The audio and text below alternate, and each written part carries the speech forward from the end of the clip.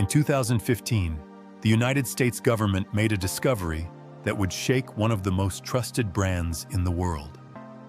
11 million cars in 40 countries, all of them lying. Not because of a defect, not because of an accident, because someone at the highest levels of one of the world's largest companies had decided that cheating was better than competing. This is the story of Volkswagen, the most audacious corporate deception in the history of the automobile industry, and the secret software that fooled the world for 7 years.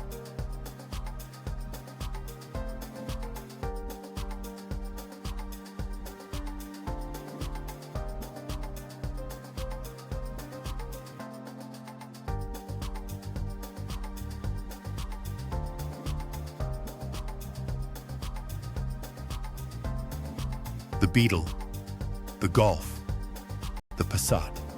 Cars that generations of families had trusted with their lives.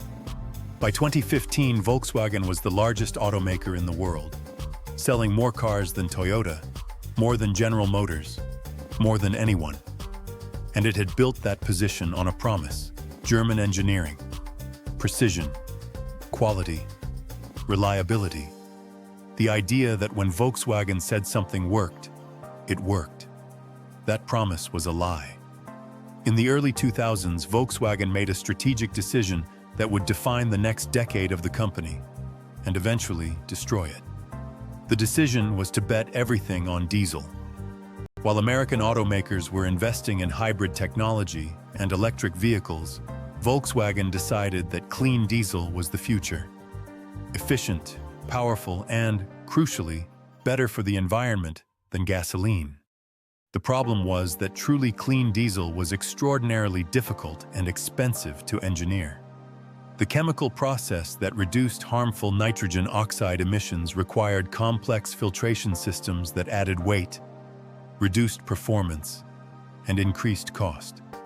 Building a diesel engine that was simultaneously powerful, fuel-efficient, and clean enough to meet American emissions standards was, by most engineering assessments, nearly impossible at the price point Volkswagen wanted to sell.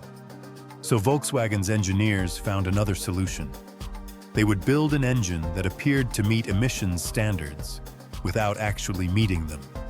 The device they created was a piece of software, later called a defeat device by regulators, that could detect when the car was being tested for emissions. During a test, the software would activate the full emissions control system, reducing nitrogen oxide output to legal levels. The moment the test ended and normal driving resumed, the system switched off. In real-world conditions, Volkswagen's clean diesel cars were emitting nitrogen oxide at levels up to 40 times the legal limit. 40 times. Not 10% over the limit. Not twice the limit. 40 times. The software was installed in 11 million vehicles worldwide between 2009 and 2015.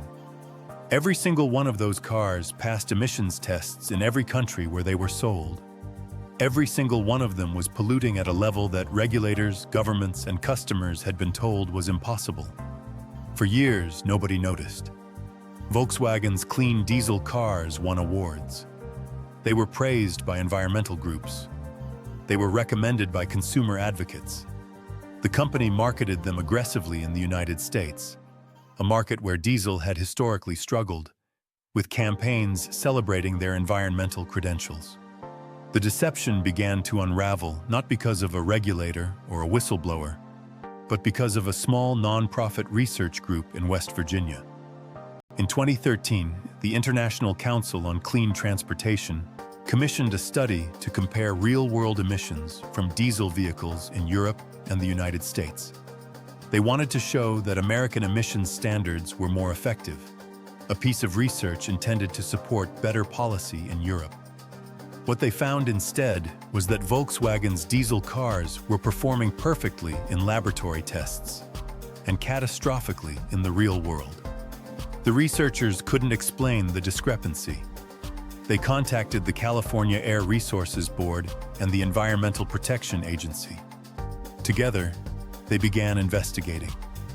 Volkswagen was given opportunities to explain the gap between test results and real-world performance. The company offered a series of technical explanations.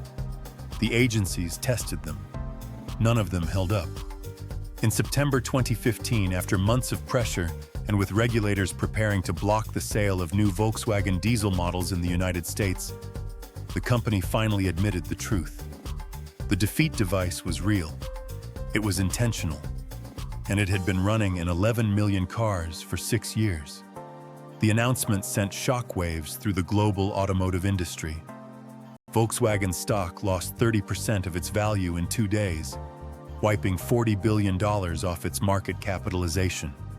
The CEO, Martin Winterkorn, resigned within days, claiming he was unaware of the deception. Investigations were opened in the United States, Germany, South Korea, Italy, France, and dozens of other countries. What followed was one of the most expensive corporate scandals in history. Volkswagen paid over $30 billion in fines, settlements, and compensation, making it the costliest automotive scandal ever recorded. In the United States alone, the company agreed to buy back nearly 500,000 affected vehicles from their owners at pre-scandal prices. Criminal investigations produced guilty pleas and convictions across multiple countries. Oliver Schmidt, a Volkswagen executive who had met with American regulators and actively concealed the defeat device, was sentenced to 7 years in federal prison in the United States. Several engineers pleaded guilty to fraud charges. In Germany, the former CEO Martin Winterkorn was indicted on fraud charges in 2019, a case that continued through 2024 without a final verdict. But perhaps the most disturbing question raised by the Volkswagen scandal was not what happened, but who knew. The defeat device was not the work of a single rogue engineer. It required years of development, testing, and deployment across millions of vehicles in dozens of markets. Thousands of people at Volkswagen, engineers, managers, executives, must have known or suspected that something was wrong. The software had to be updated regularly. It had to be specifically calibrated to detect emissions tests. This was not an accident. It was an industrial operation. Internal investigations suggested that engineers had raised concerns as early as 2011, concerns that were dismissed or suppressed by management. The culture at Volkswagen, investigators concluded, was one where meeting targets was non-negotiable and raising problems was career-limiting. Sound familiar? The environmental consequences were real and measurable. Researchers estimated that the excess nitrogen oxide emissions from Volkswagen's 11 million defeat device vehicles contributed to thousands of premature deaths in Europe alone. People with respiratory conditions whose illnesses were worsened by pollution that should never have been there. Clean diesel, the technology Volkswagen had staked its future on, the innovation it had promised would save the environment, was the dirtiest thing on the road. Volkswagen survived. Unlike Enron or Lehman Brothers, it was too large and too embedded in the German economy to be allowed to fail. The German government quietly supported the company through the crisis. New management implemented reforms. Electric vehicle investment accelerated. By the early 2020s, Volkswagen was presenting itself as a leader in the transition away from fossil fuels. The same company that had spent a decade poisoning the air with fraudulent diesel engines. The rebranding worked, to a degree. Volkswagen is still one of the largest automakers in the world. Its cars are still sold in every major market. Most people who drive a Volkswagen today have never thought about Dieselgate. But somewhere in the archives of Volkswagen's engineering department, the people who built the defeat device still know what they did. They built a lie into 11 million machines. They drove it past regulators in 40 countries. And for 6 years, the world's most trusted cars were telling the world exactly what it wanted to hear. The ledger of Volkswagen was written in exhaust, and it took a non-profit from West Virginia, not governments, not auditors, not regulators, to finally read it. Subscribe to Shadow Ledger.